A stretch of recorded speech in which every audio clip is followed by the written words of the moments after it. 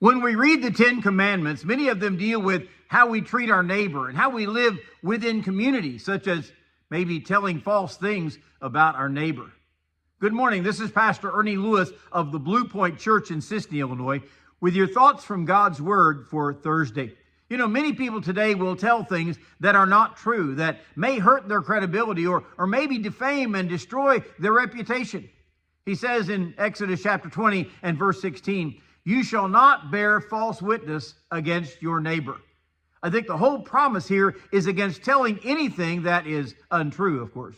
The New Testament says, "Let your yea be yea and your nay be nay." Jesus is warning us to keep our word so that we don't have to swear that it's really true this time. You know, there are so many axioms about telling the truth, such as honesty is the best policy, that reminds us we should always be better off if we were telling the truth. When we say don't bear false witness against your neighbor, it means that we should never tell some false thing about others that might cause them harm in any way. You see, when we tell a lie, we harm others as well as harming ourselves. A person needs to have the reputation that all that they say is true and trustworthy. You know, many will tell lies in order to try to bolster their reputation. But when lies are found out, it certainly harms their credibility in every area of their life. Lying may be a part of cheating others, such as falsely reporting on our income or tax forms, or maybe falsifying our own work records, our timesheet. Lying may be a part of gossip if we tell stories about others that are untrue, or maybe the kind of thing that we've heard, we really can't verify it, and yet we tell it as truth ourselves. Many people will find that when they lie, they have to tell another lie in order to cover that one up.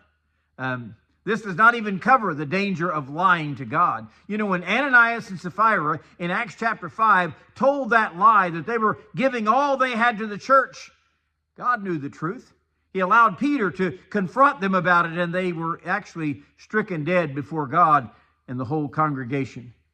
Peter lied to the crowd in his denial of being a follower of Christ. So we see that lying goes hand in hand with other dangerous sins in our lives. The Bible tells us that Satan is a liar and the father of all lies. When we tell other things that are untrue, we are actually bowing to his control in our lives rather than following the Lord. And of course, honesty calls for us to be always truthful, which means not even leaving the wrong impression. That is, maybe not lying, but not being completely honest either.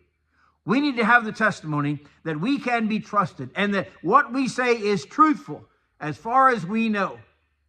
Don't be seen by others as one who is a liar or a deceiver.